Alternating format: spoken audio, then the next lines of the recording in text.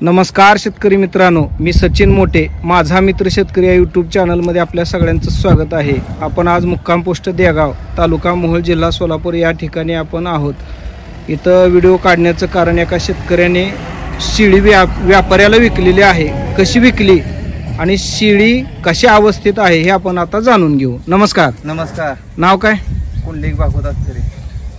बर, अत्करे साहेब, ही शेळी तुम्ही कधी आणलेली आणि का विकायला लागलात? घरची शिर्डी आहे ती, शिर्डीची घरच्या. बर, ती लागू राहील म्हणून विकली. बर बर बर, लागू राहीना म्हणून विकायला लागला का? हा, इथं. बर, लागू राहण्यासाठी काय प्रयत्न केलं का नाही? नाही केलं नाही. प्रयत्न केला नाही तर नाही केलं नाही. मग हिचं काही वेद झालंय का नाही? झाले. दोन बकरी पहिल्यांदा विकली. बर, म्हणजे समजा 2 बकरी झाली, एक कुत्र्यानं खाल्लं. बर. आता काय त्याच्यावर लागून राहील नाही. बर, माज करते का? काय माझं ते बघितलं नाही पुन्हा. थोडं मग लक्ष कमी आहे वगैरे असं वाटतंय का हा, तुम्हाला? लक्ष कमी आहे. लक्ष कमी आहे का? बर बर, ठीक आहे. बरं, आता ही शेळी तुम्ही कुणाला विकली? व्यापाऱ्याला. व्यापाऱ्याला विकली काय? आणि केवढ्याला विकली? 12,200. 12,200. 12,200 रोख पैसे.